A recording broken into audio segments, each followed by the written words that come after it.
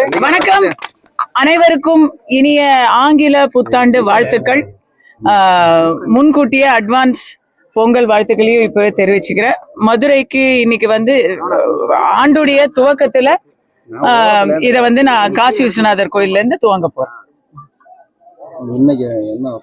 நான் அதான் என்ன பர்பஸுங்க இன்னைக்கு இன்னைக்கு நான் என்ன வேண்டிக்க போறேன்னு சொல்றேன்.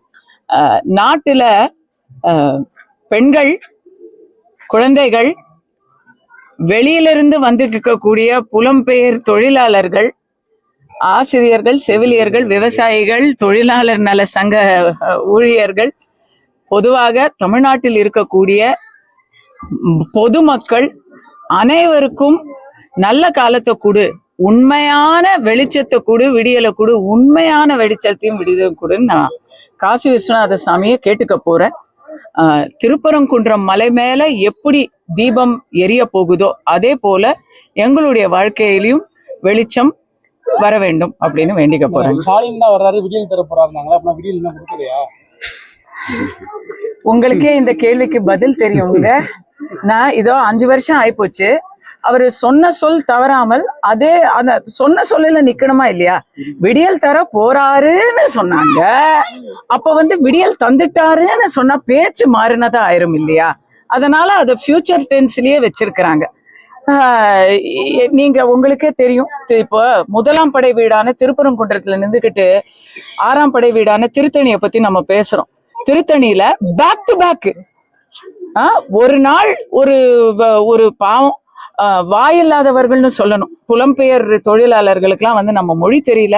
அவங்க ஏதோ அவங்க ஒரு மனிதர்களா இருப்பாங்கன்னு நினைச்சு ஆரம்பிச்சா அவங்க கழுத்துல வச்ச கத்திய அவங்க மேலேயே வச்சு வெட்டுறது. அதை நம்ம பேச கூட நம்மளுக்கு பதறுது.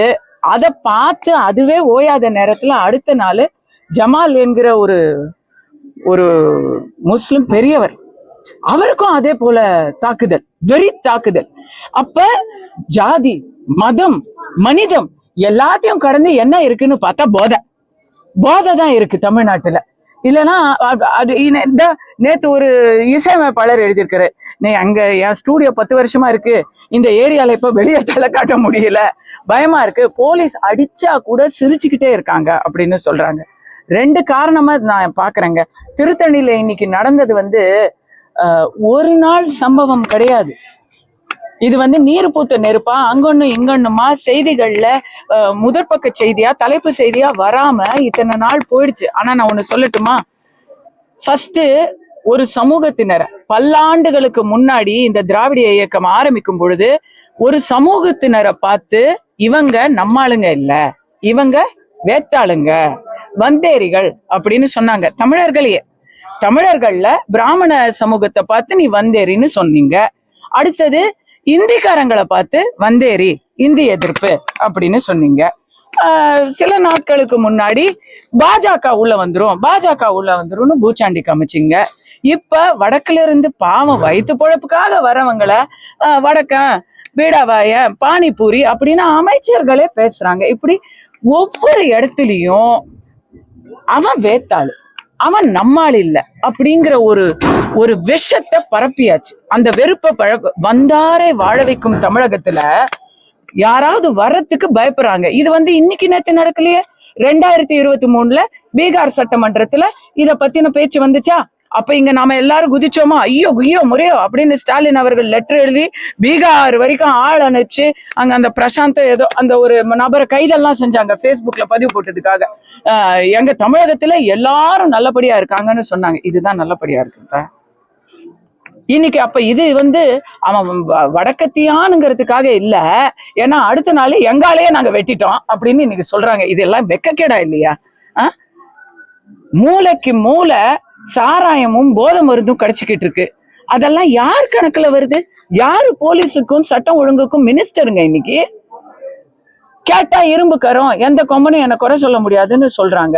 உங்களுக்கு ஓட்டு போட்டவர்களே இன்னைக்கு 6ஆம் தேதி போராட்டம் அறிவிச்சிருக்கிறாங்க.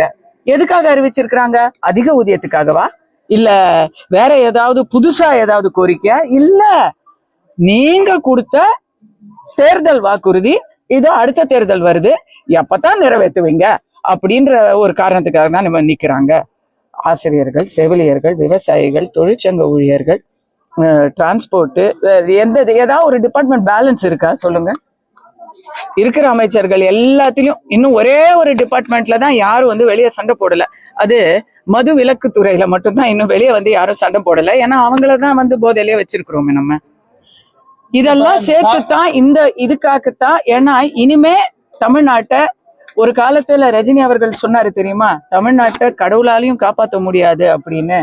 அவர் இன்னைக்கு என்ன சொல்லுவாருன்னு நான் கேட்க விரும்புறேன். கடவுள் மட்டும்தான், என் அப்பன் சுப்பிரமணிய சுவாமி மட்டும்தான் தமிழகத்துக்கு நல்ல ஒரு எதிர்காலத்தை கொடுக்க முடியும். நான்லாம் வந்துட்டேன், அதான் நான் கோயிலுக்கு போறேன்.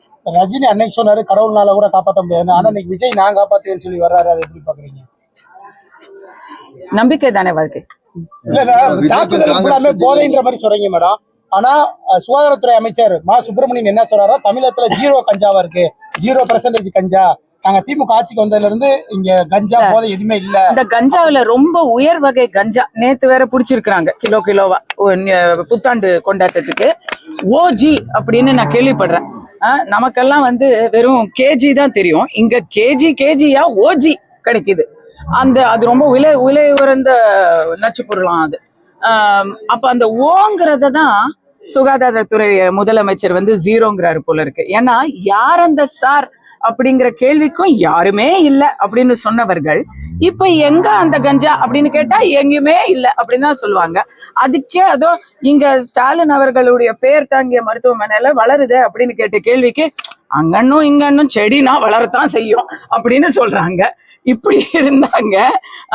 அங்கன்னும் இங்கன்னும் செடினா வளரத்தான் செய்யும், அங்கன்னும் இங்கன்னும் போதைன்னா போடத்தான் செய்வாங்க, அங்கன்னும் இங்கன்னும் வெட்டுனா வெட்டித்தான் சாய்ப்பாங்க. இப்படியா பேசுவாங்க அமைச்சர் பெருமக்கள்? அதனாலதான் கடவுளை பார்த்து கெஞ்ச போறேன் நான். தேசிய ஜனநாயக கூட்டணியோட தலைமை இருக்கிற முடிவு வந்து தமிழகத்துல அதிமுக எடப்பாடி வந்து செயல்படுறதுக்கு உதயநிதி ஸ்டாலின் எதுங்க? அது குற்றம் இல்லைங்க, அது பாராட்டுங்க.